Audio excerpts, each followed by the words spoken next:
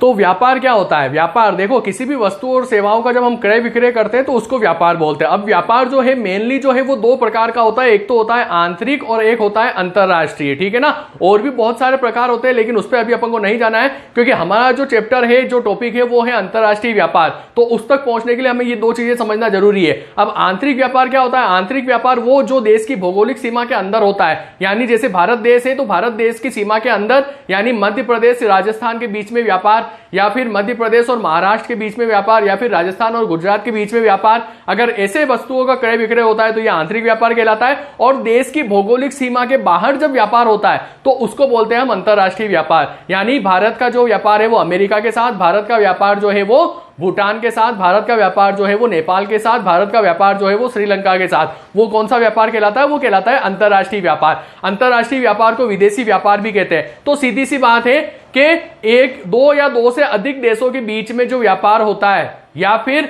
जो आर्थिक क्रियाएं होती है वो कहलाती है हमारी अंतरराष्ट्रीय व्यापार या विदेशी व्यापार। तो सबसे पहले इसका अर्थ देख लीजिए आप, अंतरराष्ट्रीय व्यापार होता क्या है? तो देश की भौगोलिक सीमा, बस इस चीज को ध्यान रखना, भौगोलिक सीमा के बाहर होने वाला व्यापार या दो या दो से अधिक देशों के बीच होने वाला व्यापार, वो क्या कहलाता है? वो कहलाता है अंतरराष्ट्रीय व्यापार। इंटरनेशनल ट्रेड उसको बोलते हैं, या फिर आप इसको फॉरेन ट्रेड या विदेशी व्यापार भी कह सकते हो, ठीक है ना।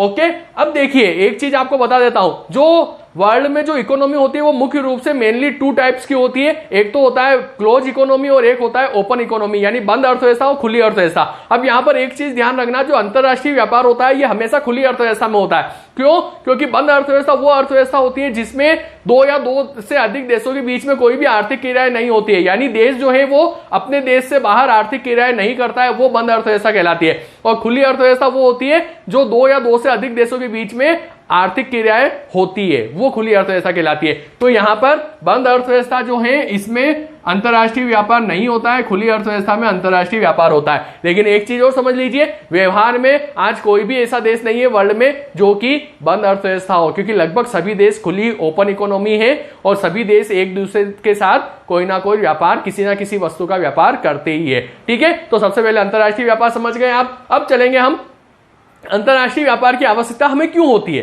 देखो सीधी सी बात है, अंतरराष्ट्रीय व्यापार हमें क्यों चाहिए, हमें अंतरराष्ट्रीय व्यापार से क्या हासिल होता है। तो देखिए दो तीन चीजें जो आपके दिमाग में वैसे भी आ सकती है, आप अगर इस चीज को नहीं भी देखे तो, कि अंतरराष्ट्रीय व्यापार करने से क्या होता है, हमें बहुत सी ऐसी वस्तुएं भी मिल जाती है जो हमारे देश में नहीं होती। जैसे भारत हमारा जो देश है इंडिया, यहाँ पर कुछ वस्तुएं ऐसी होती है जो कम लागत पे नहीं बन सकती, तो वो विदेश में अगर कम लागत पे बन रही है तो वो हम आसानी से यूज में ले सकते हैं। दूसरा, हम इंटरनेशनल ट्रेड करते हैं, अंतरराष्ट्रीय व्यापार करते हैं, तो वो जो विदेशी मुद्रा है, जैसे डॉलर है या कोई भी दूसरे देश की मुद्रा है, वो हमारे देश में आती है, यानी जो विदेशी मुद्रा है वो उसका हमें फायदा होता है, ठीक है ना। तो ये कुछ तो आपको पता है कि आवश्यकता, इस वजह से हम आवश्यकता हमें पड़ती है अंतरराष्ट्रीय व्यापार की। फिर भी आप कुछ आवश्यकताएं यहाँ पे मैंने लिख रखी है, देख लीजिएगा कि क्यों हमें अंतरराष्ट्रीय व्यापार की आवश्यकता होती है। देखिए, सभी देश सभी वस्तु समान रूप से उत्पादित नहीं कर सकते, इस चीज का ध्यान रखें आप। सभी देश जो है वो समान रूप से सभी वस्तु को उत्पादित नहीं करते।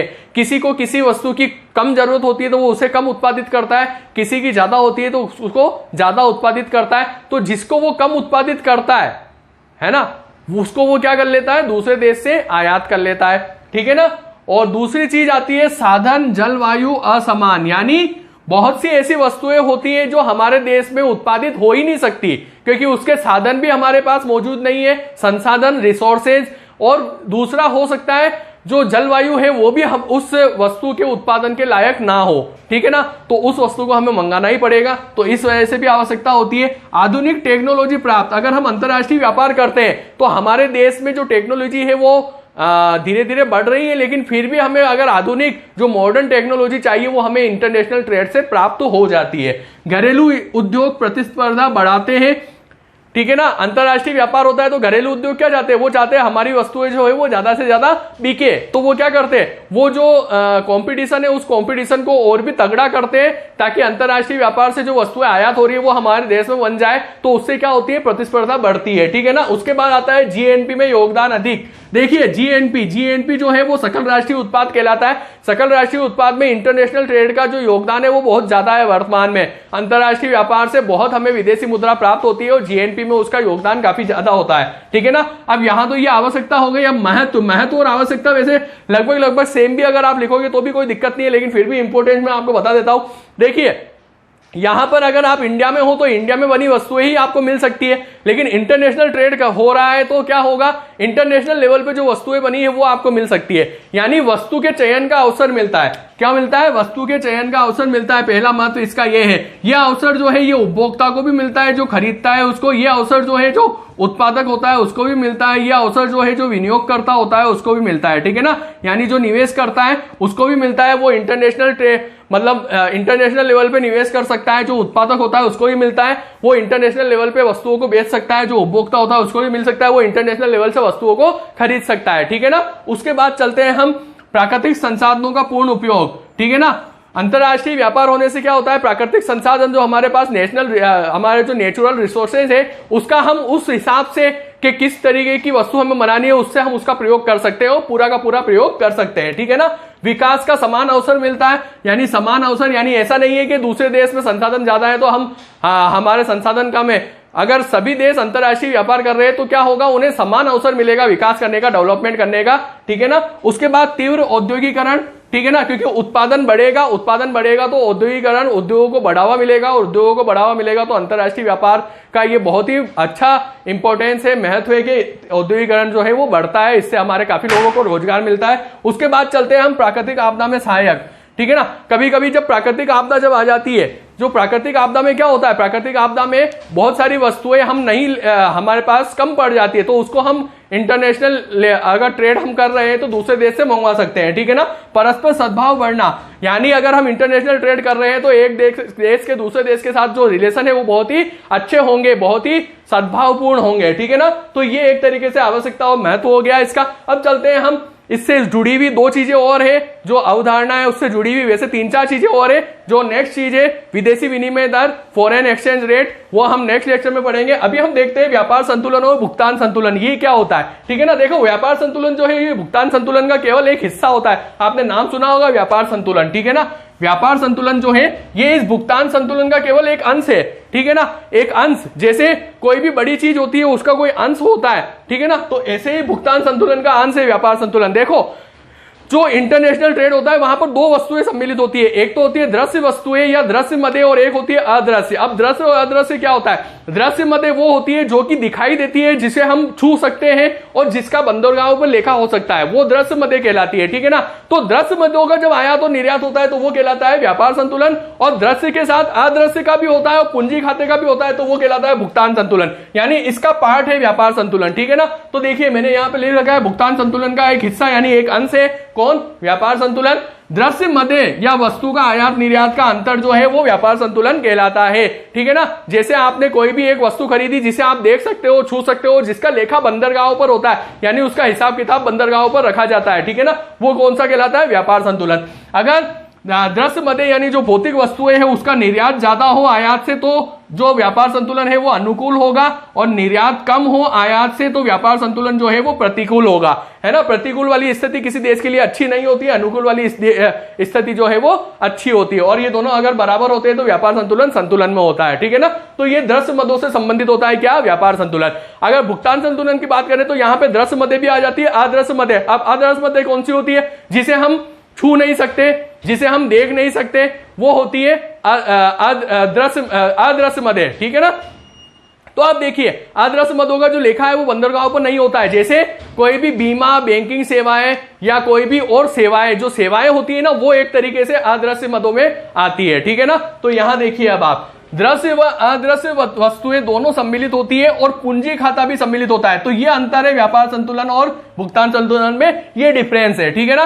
अब देखिए आप बोसो डस्टर ने भुगतान संतुलन का डेफिनेशन दी है कि किसी देश के लिए अंतरराष्ट्रीय लेन देन में प्राप्ति व भुगतान दर्ज करने का तरीका मात्र जो होता है वो कहलाता है हमारा भुगतान संतुलन। यानी जो प्राप्तियां हो रही है हमें अंतरराष्ट्रीय व्यापार करने से, जो हम भुगतान कर रहे हैं उसका डिफरेंस वो कहलाता है हमारा भुगतान संतुलन। इसी वजह से ये अंतरराष्ट्रीय व्यापार से रिलेटेड है, क्योंकि अंतरराष्ट्रीय व्यापार करेंगे तो हमें भुगतान करना पड़ेगा और हमें प्राप्तियां भी होगी, भुगतान हमें करना पड़ेगा और हमें प्राप्तियां भी होगी, इसी वजह से भुगतान संतुलन उससे रिलेटेड है। ठीक है ना। अब देखिए आप एक चीज आपको बताता हूं, व्यापार संतुलन जो है इसमें घाटा यानी अनुकूल और प्रतिकूल हो सकता है, लेकिन भुगतान संतुलन हमेशा संतुलित रहता है। देखिएगा मैं आपको एक उदाहरण दे रहा हूं, भुगतान संतुलन का लेखा बना रखा है मैंने एक, वो बताता हूं। देखिए आपने कॉमर्स में पढ़ा होगा, अकाउंट्स में क्रेडिट जो है वो इधर रहता है, लेकिन इसमें क्रेडिट इधर रहता है और डेबिट इधर है। ठीक है ना। अब देखिए आप क्रेडिट यानी प्राप्तियां हो जाती है और ये डेबिट यानी भुगतान हो जाता है। अब देखिए आप वस्तुओं का चालू लेखा, चालू लेखा में क्या आएगा, 3-4 चीजें आती है, वस्तुओं का निर्यात, सेवाओं का निर्यात, विदेशी विनिमय से आय और एक पक्षीय प्राप्तियां, यानी ये प्राप्त हो रहा है हमें। ठीक है ना। क्या हो रहा है, प्राप्त हो रहा है, तो ये हमारे क्रेडिट में गया, किसमें गया, क्रेडिट में गया। अब देखिए आप इधर भी सेम चीज, बस इसका उल्टा हो जाएगा, यहां हम आयात करेंगे, डेबिट यानी भुगतान हो रहा है, यहां पे भी इसी का आयात, सेवा का आयात और विदेशी विनिमय भुगतान और एक पक्षीय भुगतान। ठीक है, तो ये चीज आपको, ये 4 चीज समझ में आई। ठीक है ना। अब देखिए आप जो व्यापार संतुलन है उसमें सिर्फ ये चीज शामिल होगी, वस्तु का आयात और निर्यात। ठीक है ना, क्योंकि वस्तुओं को हम भौतिक रूप से देख सकते हैं और छू सकते हैं, सेवा शामिल नहीं होगी। तो ठीक है ना। तो अब यहां देखिए आप, यहां पे वस्तु का निर्यात कितना है, 300 है और आयात कितना है, 400 है, यानी आयात ज्यादा है। ठीक है ना। आयात कितना ज्यादा है, 100 रुपए का ज्यादा है। ठीक है ना। तो यहां पे क्या होगा, जो व्यापार संतुलन है उसमें घाटा होगा 100 रुपए का। ठीक है ना। तो व्यापार संतुलन में क्या है, 100 का घाटा है। अब आप इसको करोड़ों में ले लो, 1000 में ले लो या रुपए में ले लो, वो आपकी इच्छा है। ठीक है ना। तो 100 का घाटा है। अब देखिए आप, अब आगे चलते हैं, यहां पे ये 700 हो गया, यहां पे ये 800 हो रहा है। ठीक है ना, टोटल। ठीक है। अब देखिए इसमें पूंजी खाता भी सम्मिलित होता है। अब पूंजी खाते में क्या चीजें आती है, जो भी लोन वगैरह, ऋण वगैरह लिए जाते हैं या फिर दिए जाते हैं इंटरनेशनल लेवल पे, वो पूंजी खाते में आते हैं। ठीक है ना। तो देखिए आप, जैसे दीर्घकालीन उधार लेना, अल्पकालीन उधार लेना, दीर्घकालीन उधार देना और अल्पकालीन उधार देना, तो ये जैसे 100 और 100, ठीक है ना, और यहां पे ये 200 200, ये टोटल हुई 1100 और ये टोटल हुई कितनी, 1000। ठीक है ना।